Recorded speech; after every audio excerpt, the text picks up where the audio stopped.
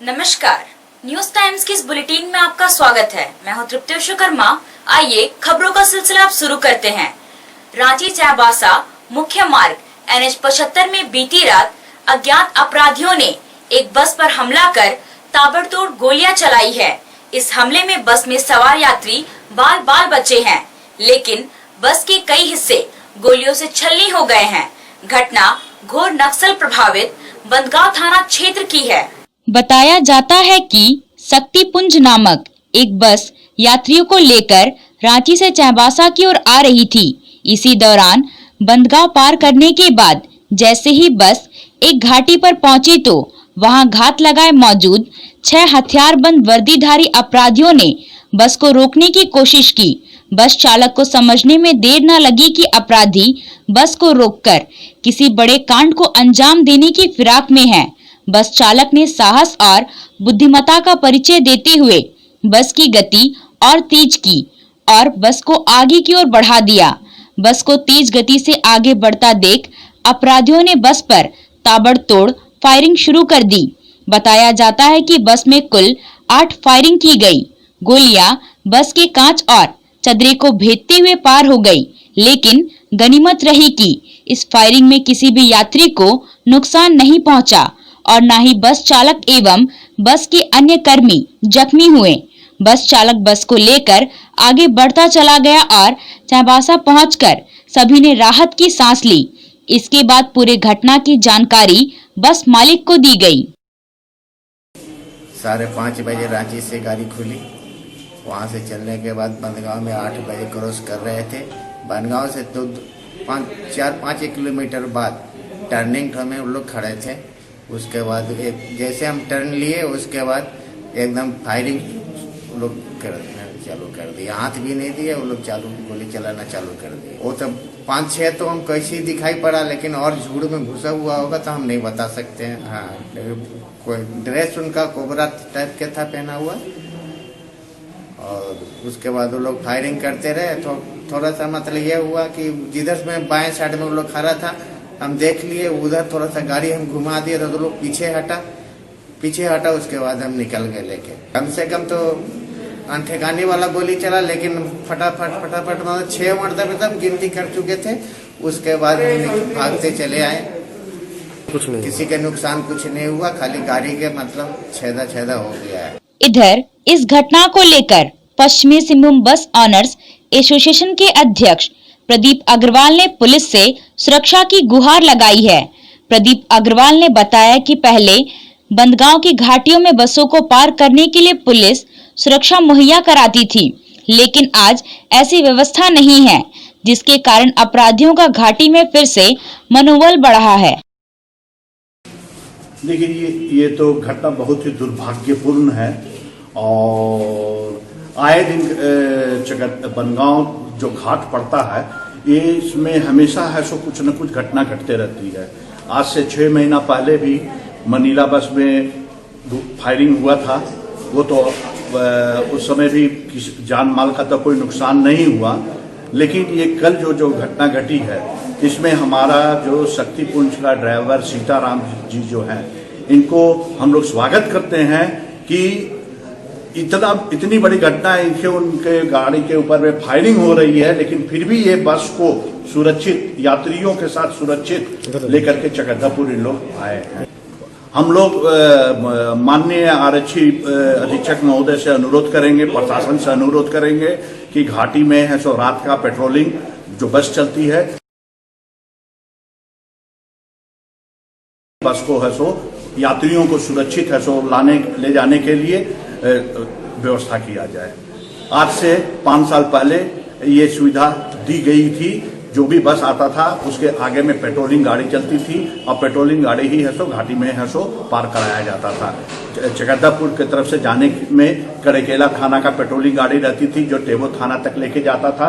टेबो थाना वाला बनगांव थाना को सुपुर्द करता था और बनगांव थाना है सो मुरू थाना को सुपुर्द करता था।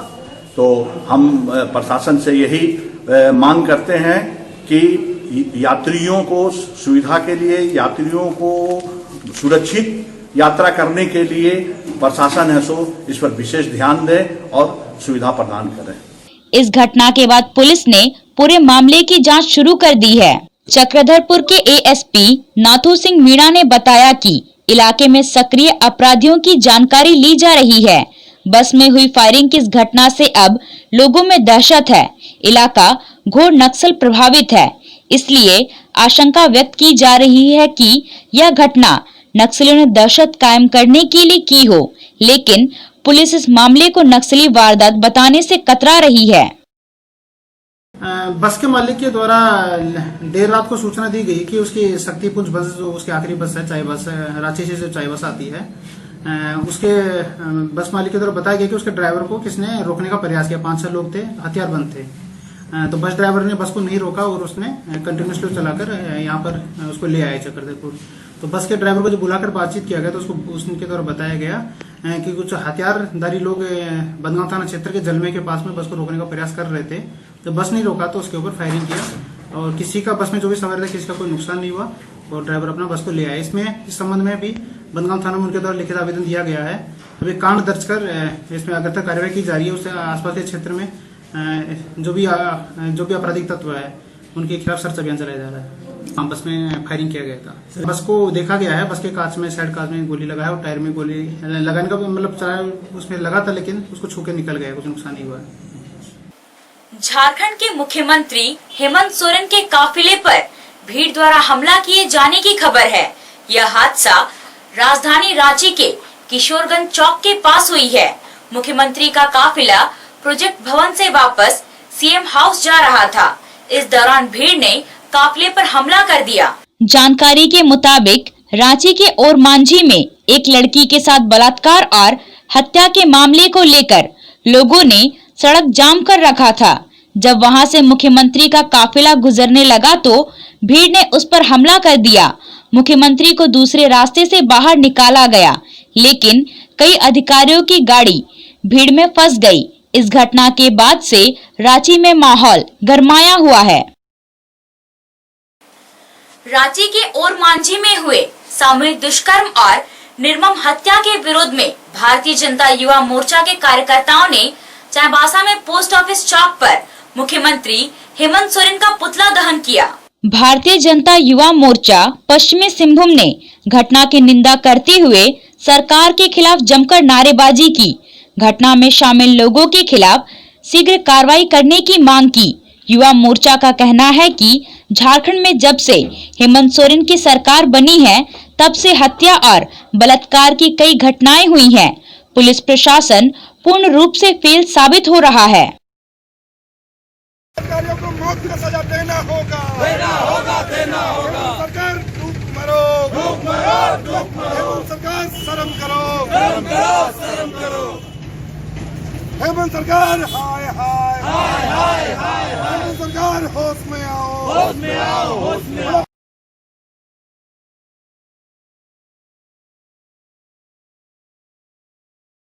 नीति आयोग द्वारा एनीमिया और कुपोषण के उन्मूलन के लिए राज्य में विशेष कार्यक्रम चलाया जाना है।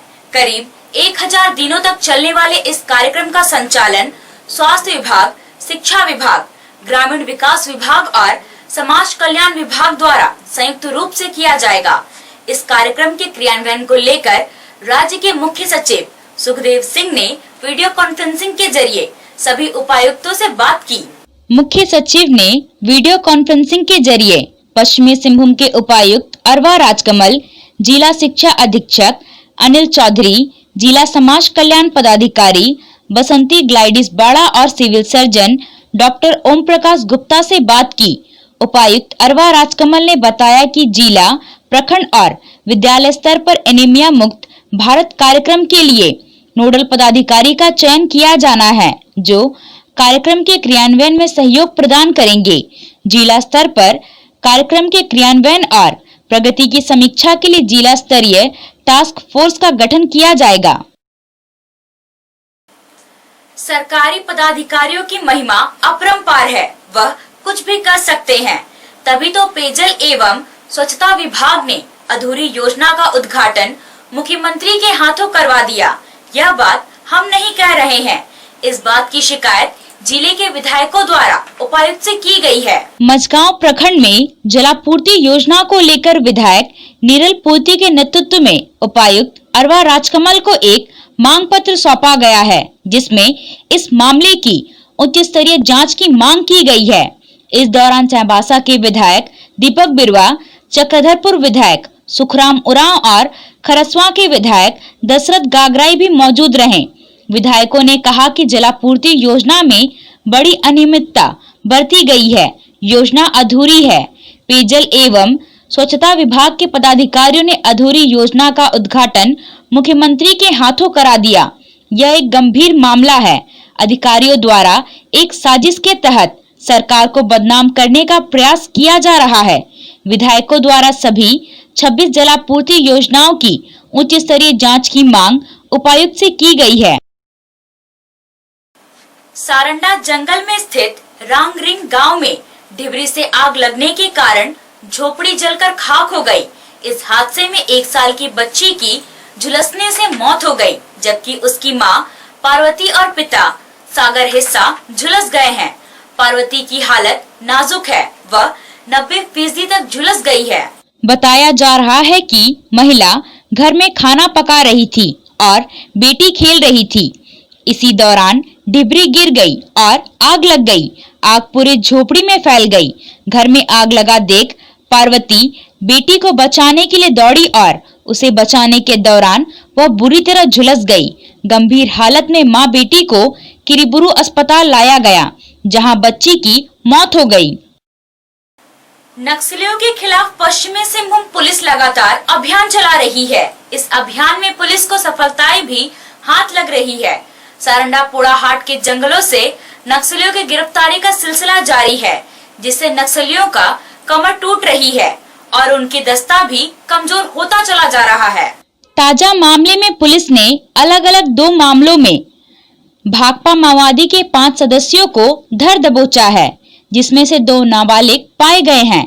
पहला मामला सोनुआ का है, जहां पुलिस ने सुरक्षा बल के कैंप में माओवादियों के द्वारा हमले किए जाने से पहले 4 सक्रिय माओवादियों को धर दबोचा, जिनमें से 2 नाबालिग पाए जाने पर उन्हें निरुद्ध कर दिया गया। बाकी 2 गिरफ्तार किए गए माओवादी 25 वर्षीय बुधराम गागराई और 19 वर्षीय गोमिया बांकीरा हैं। इनके पास से पुलिस ने 3 तीर बम, 1 लोडेड देसी पिस्टल और 4 मोबाइल बरामद कर जब्त किया है। पत्रकारों से बात करते हुए चक्रधरपुर के एएसपी नाथू सिंह मीणा ने कहा कि माओवादी जोनल कमांडर जीवन कंडुलना के नेतृत्व में सोनुआ के सैफ पिकेट पर हमला करने की योजना बनाई गई थी। इसी गुप्त सूचना पर छापेमारी कर इन्हें गिरफ्तार किया गया। पुलिस समय पर इन्हें गिरफ्तार नहीं करती तो एक बड़ा हमला सुरक्षा बलों के कैंप पर होता, जिसमें बड़े जान माल की हानि होती। प्रतिबंधित भाकपा माओवादी संगठन के उग्रवादियों के खिलाफ 2 अलग अलग मामलों में 2 अलग अलग थाना क्षेत्रों में सफलता हाथ लगी है। विगत रात को सोनवा थाना क्षेत्र में एक आसूचना प्राप्त हुई कि प्रतिबंधित भाकपा माओवादी संगठन के जोनल कमांडर जीवन कंडुलना एवं उसके दस्ता सदस्यों के द्वारा एक अर्जुनपुर सेब का पिकेट है, उसके ऊपर हमला करने की योजना बनाई है। इसमें हमला करने की योजना बनाने के लिए लोग झलिया मारा गांव है, उसमें ये लोग के सत्यापन एवं आवश्यक कार्यवाही हेतु चाईबासा जिला पुलिस सीआरपीएफ 60 बटालियन के एप कंपनी एवं क्यूएटी टीम का संयुक्त टीम का गठन किया गया और संयुक्त टीम के द्वारा रात को ही छापामारी की गई। छापामारी के क्रम में 4 अभियुक्तों की गिरफ्तारी हुई। 4 में से जब पूछताछ किया गया तो दो व्यक्ति बालिग थे, जिनका नाम बुधराम गगराई, उम्र करीब 25 वर्ष, पिता हंगेश गगराई, सकिन पाताहातू, थाना सोनवा। दूसरा अभियुक्त गोमिया बांकीरा, उम्र करीब 19 वर्ष, पिता गुमदा बांकीरा, सकिन पाताहातू, थाना सोनवा, एवं 2 नाबालिग अभियुक्तों को निरुद्ध किया गया। चारों के पास से 3 तीर बम तैयार किया हुआ बरामद किया गया, एक देसी पिस्तौल बरामद किया गया, वो लोडेड उसमें गोली था। इसके अलावा चारों के पास से 4 मोबाइल बरामद।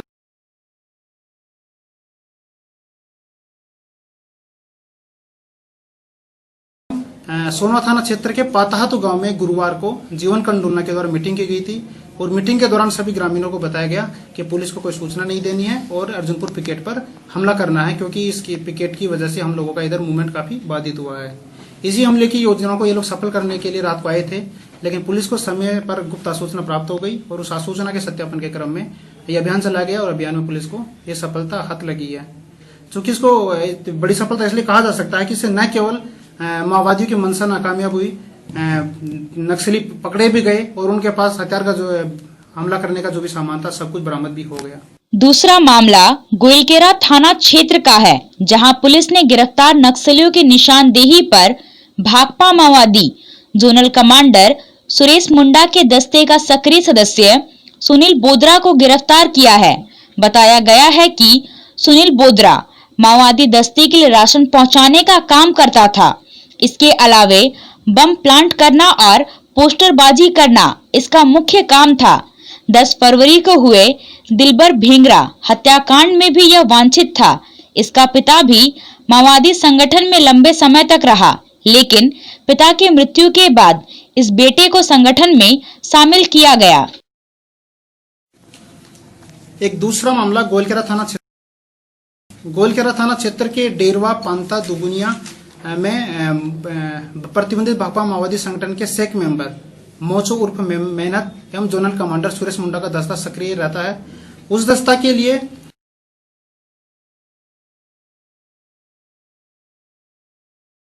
उन्हीं सूचनाओं के सत्यापन और उन्हीं के इंट्रोगेशन के आधार पर और कई केसों में वांछित उग्रवादियों की तलाश में सीआरपीएफ 60 बटालियन गोइलकेरा थाने की टीम के द्वारा लगातार अभियान चलाया जा रहा था।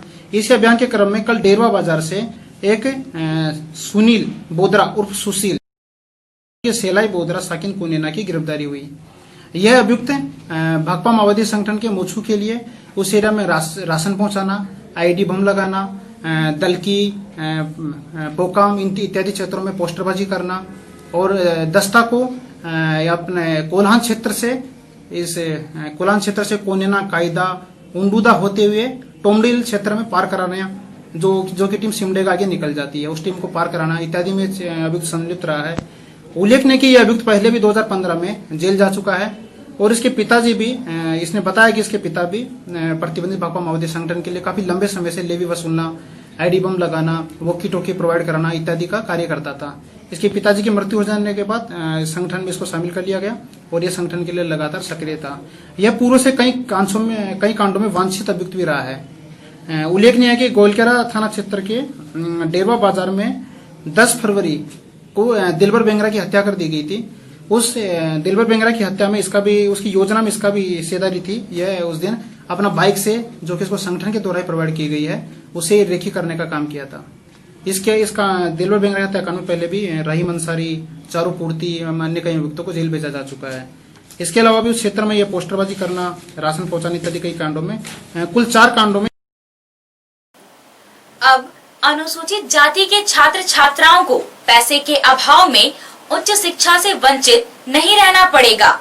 केंद्र की मोदी सरकार ने इस वर्ष अनुसूचित जाति के छात्रों के लिए छात्रवृत्ति की राशि में 5 गुना वृद्धि करते हुए 6000 करोड़ रुपए की राशि को मंजूरी दी है। पूर्व में यह राशि 1100 करोड़ रुपए दी जाती थी। भाजपा अनुसूचित जनजाति मोर्चा के पूर्व प्रदेश अध्यक्ष नीरज पासवान ने यह जानकारी पत्रकारों को दी। पत्रकारों से बात करते हुए नीरज पासवान ने कहा कि छात्रवृत्ति की स्वीकृत राशि में 40% अंशदान मिलाकर राज्य की हेमंत सरकार एससी छात्रों को उच्च शिक्षा में अध्ययन करने के लिए प्रेरित करे, तभी डॉक्टर भीमराव अंबेडकर का सपना साकार होगा। केंद्र की जो मोदी सरकार है, ये अनुसूचित वर्ग का ध्यान रखती है और इसके लिए 11 स्टाइपेंड के लिए जो है 1100 करोड़ से करके इसको 6000 करोड़ सालाना प्रति वर्ष करने का काम किया है, जिससे अनुसूचित वर्ग के बच्चों की पढ़ाई में, उच्चतर शिक्षा में जो बाधाएं थी वह समाप्त हो जाएगी। लोग पढ़ेंगे और पढ़ करके शिक्षित होकर के देश आगे बढ़ेगा। यही भावना के साथ माननीय प्रधानमंत्री जी ने यह योजना लागू कराया, जिसमें केंद्र सरकार 60% राशि देगी और 40% राज्य सरकार को देना है। अभी के लिए बस इतना ही। कुछ और खबरों के साथ हम फिर हाजिर होंगे। तब तक न्यूज टाइम्स की पूरी टीम को दीजिए इजाजत। नमस्कार।